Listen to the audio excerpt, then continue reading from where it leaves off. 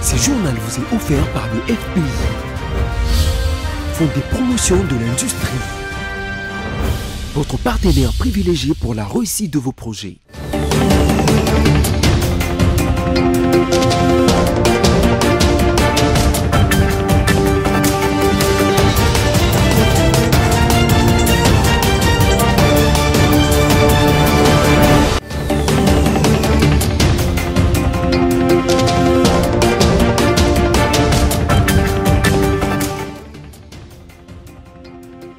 Madame, Monsieur, bonsoir. C'est l'heure de vous informer sur BC Télévision. Bienvenue. Voici tout de suite les grands titres. La session de septembre 2024 s'est clôturée à l'Assemblée nationale avec le vote de la loi de finances 2025. Après cela, les députés sont allés en vacances parlementaires. Les États membres de la CEDEAO ont acté le départ du Burkina Faso, du Mali et du Niger, tout en leur laissant 6 mois supplémentaires à partir de janvier pour éventuellement faire marche arrière. C'est tout pour les titres. Encore une fois, bonsoir et bienvenue. Si vous nous rejoignez, arrivé le dimanche matin à Luanda pour la tripartite annoncée par la médiation angolaise dans le cadre du processus de Luanda, le président de la République, Félix Tshisekedi, a été reçu en tête-à-tête au palais présidentiel de l'Angola par son homologue Joao Lourenço. Les présidents Tshisekedi et Lourenço ont fait le constat de l'échec de la tripartite voulue par la médiation après l'annulation de la participation de la délégation rwandaise, la presse présidentielle. Ce dimanche 15 décembre, le président de la République, Félix-Antoine Tshisekedi Tshilombo, est arrivé à Luanda, en Angola, pour répondre à l'invitation lui adressée par son homologue Joao Lourenço dans le cadre du processus de Luanda censé mettre un terme au conflit armé qui oppose la RDC au Rwanda. Accueilli par le ministre angolais des Relations extérieures, Tété Antonio, le chef de l'État s'est directement dirigé au palais présidentiel de Luanda, cadre choisi pour le sommet tripartite. À l'heure indiquée, l'hôte du sommet, Joao Lourenço, attendait deux chefs de l'État et finalement, seul le président Félix Tshisekedi a répondu favorablement à son invitation. Les deux chefs d'État ont fait les constats d'échec de la tripartite voulue par la médiation après l'annulation de participation de la partie rwandaise sans qu'aucune raison ne soit communiquée. Malgré ces constats d'échec, les présidents Tshisekedi et Joao Lourenço se sont longuement entretenus autour de ces processus qui restent une des alternatives pour mettre hors du territoire national les forces armées du Rwanda. Depuis la veille, les Rwandais ont multiplié les stratagèmes pour torpiller ces processus. Ce samedi soir, la délégation rwandaise a conditionné la signature de l'accord préparé au cours des rencontres précédentes par une nouvelle exigence qui subordonne la signature de l'accord à un dialogue direct entre la RDC et les groupes armés M23, ce qui constitue un blocage délibéré et une entrave majeure aux efforts pour rétablir la paix dans l'est de la République démocratique du Congo. En introduisant cette condition de dernière minute contraire aux discussions précédentes, les Rwandais démontrent une fois de plus son soutien inconditionnel au M23, un groupe armé impliqué dans des violations graves des droits humains et dans des activités déstabilisatrices en République démocratique du Congo. Cette posture irresponsable met en péril la paix et compromet les avancées majeures enregistrées, notamment la signature d'un plan opérationnel permettant d'une part le retrait des forces rwandaises du territoire congolais et d'autre part le désarmement et neutralisation des FDLR. Et d'après nos sources, ce lundi 16 décembre 2024, un calme précaire règne sur les différentes lignes de front dans le sud du territoire de Lubero, au Nord Kivu plus précisément, où les forces armées de la République démocratique du Congo, les FARDC, affrontent les rebelles du M23, soutenus par le Rwanda. Depuis dimanche, les rebelles du M23 occupent la localité stratégique de Matembe, située à environ 60 km au sud de Lubero-Centre, chef-lieu du territoire de la province du Nord Kivu. La prise de cette localité intervient après plusieurs jours des violents affrontements entre les FARDC et les M23 et marque une nouvelle avancée des rebelles dans cette région. Malgré l'accalmie qui s'est observée ce matin, des sources locales rapportent un renforcement en hommes et en matériel de deux camps autour de Matembe. Cette situation fait craindre une reprise imminente des affrontements. Les habitants de la région, déjà éprouvés par des semaines de violence, redoutent une nouvelle escalade des combats. Plusieurs d'entre eux ont fui leur village pour se réfugier dans des zones plus sécurisées. aggravant la crise humanitaire dans les territoires des Lubero.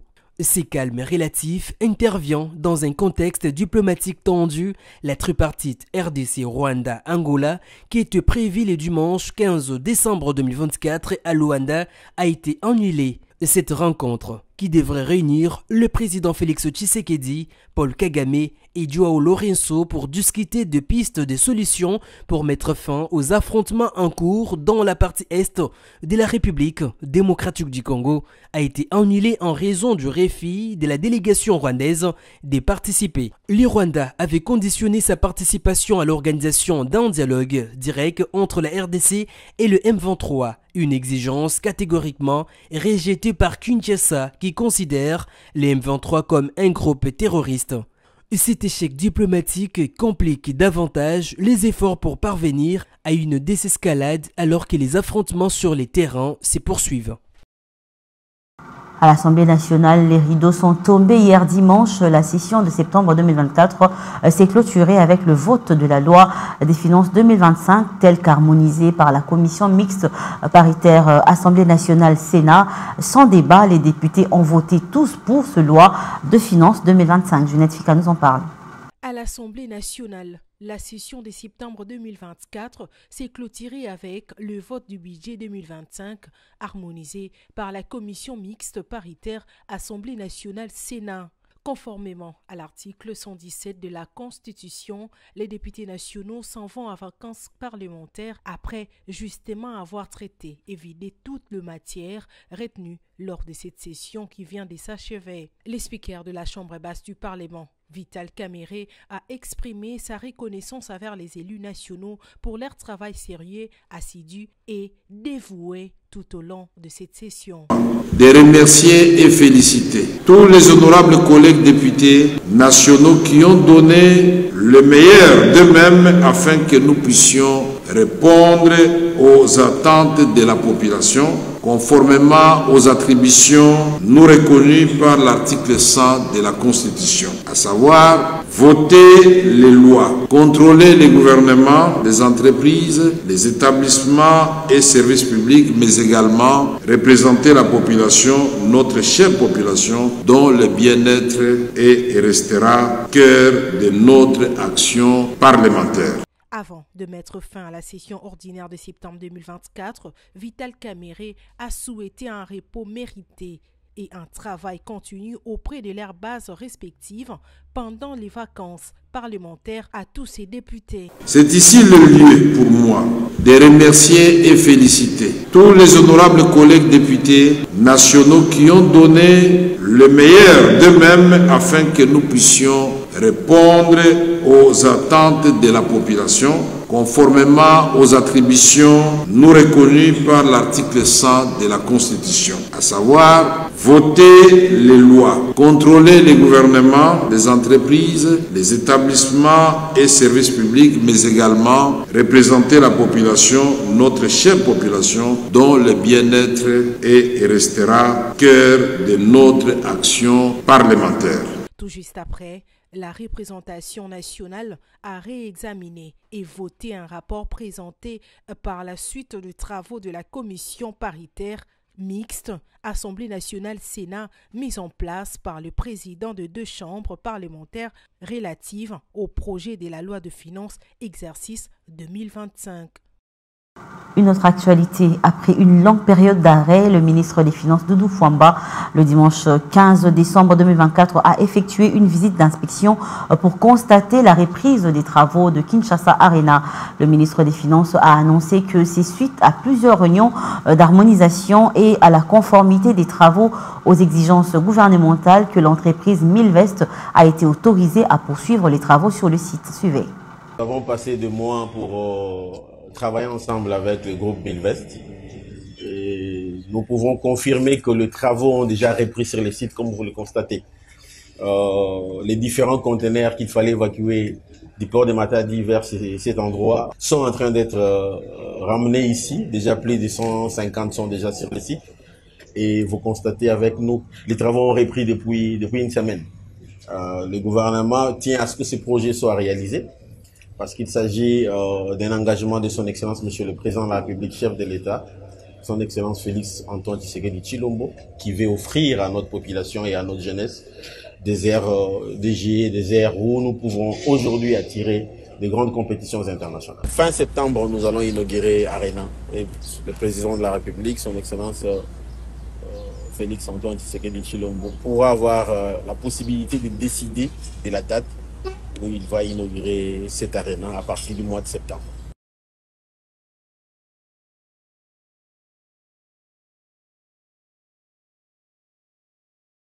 Et bien avant son départ en Angola, le président de la République avait inauguré le week-end dernier le Centre culturel et des arts de l'Afrique centrale.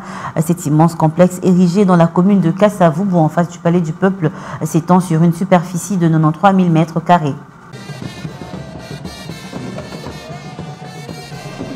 Des prestations de haute facture sous une puissance d'éclairage de scène. Voilà ce que offre le plus grand centre culturel et artistique pour les pays de l'Afrique centrale de Kinshasa, dont les portes ont été ouvertes ce samedi 14 décembre 2024.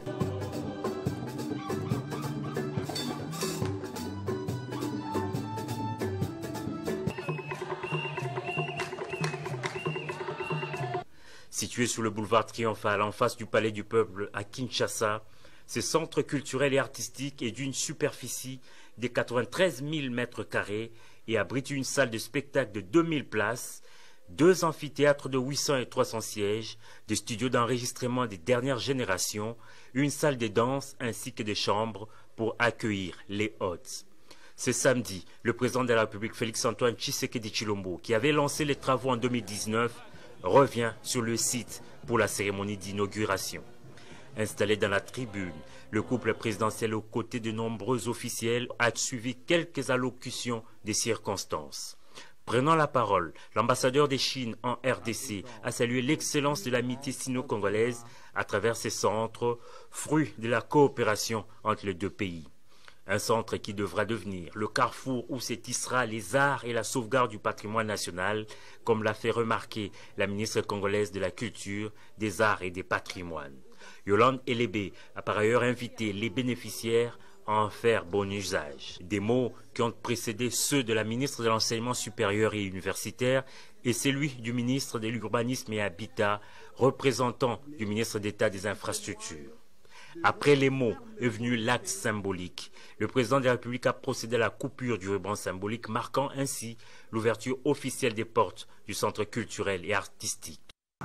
Autre chose, la ville de Kinshasa a signé un protocole d'accord dans le secteur du transport à Istanbul en Turquie.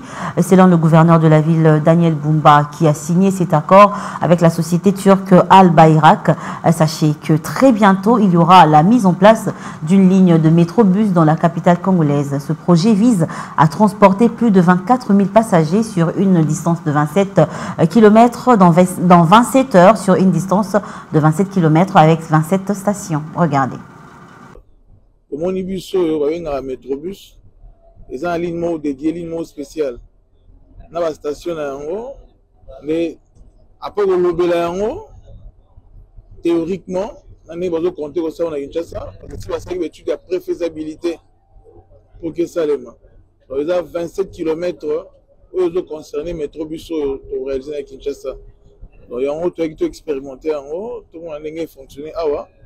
On a développé sur Kinshasa. Bonjour, on a solaire en haut, on va implémenter en haut entre 15 à 18 mois. Donc, ce qu'on va dire en auto, ça va nous trouver dans le mandat. Et même si un jour on ne sera pas là, il y a un projet salutaire pour recevoir à Kinshasa.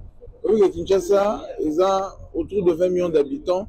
C'est près de 70% de personnes qui se réveillent le matin, qui prennent un moyen de transport pour se déplacer.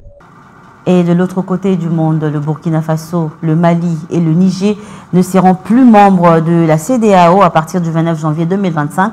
Les chefs d'État de la CEDEAO ont pris acte de leur notification de départ lors de leur sommet du dimanche 15 décembre dernier au Nigeria. Une période de 6 mois de transition va s'ouvrir à partir du 29 janvier 2025. À la fin de celle-ci, la sortie des 3 pays sera complète. La communauté des États d'Afrique de l'Ouest a acté dimanche un calendrier de sortie pour 3 nations frappées par des coups d'État. près d'un an de médiation n'ont pas suffi à faire revenir le Mali, le Niger et le Burkina Faso sur leur décision de quitter l'organisation, qui pourtant se félicite d'une avancée démocratique régionale.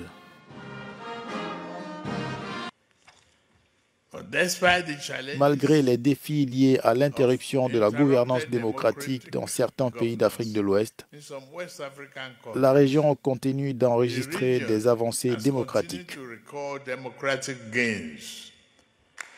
Les trois pays avaient annoncé en janvier leur retrait de la CEDEAO après les sanctions et l'incapacité du bloc à résoudre leur crise sécuritaire persistante. Une sortie amère selon le président de la commission de l'organisation. Excellences, bien que le départ imminent du Burkina Faso, du Mali, du Niger, de la CEDEAO soit décourageant, nous saluons les efforts de médiation en cours menés par leurs excellences, le président Faure Gnassingbé du Togo et le président Bassirou Diomaye Faye du Sénégal. Ces efforts soulignent votre engagement collectif à préserver la paix et l'unité dans la sous-région. L'un des principaux avantages d'être membre de la CEDEAO est la libre circulation entre les États membres. Ce journal est terminé, mais pour vous qui venez à peine de vous joindre à nous, voici l'essentiel à retenir. La session de septembre 2024 s'est clôturée à l'Assemblée nationale avec le vote de la loi de finances 2025. Après cela, les députés sont allés en vacances parlementaires. Les États membres de la CEDEAO ont acté le départ du Burkina Faso, du Mali et du Niger, tout en leur laissant 6 mois supplémentaires à partir de janvier pour éventuellement faire marche arrière. C'est tout pour ce soir, Madame, Monsieur. Merci à vous de nous avoir suivis. Restez branchés au programme de BC Télévision. Au revoir et à la prochaine.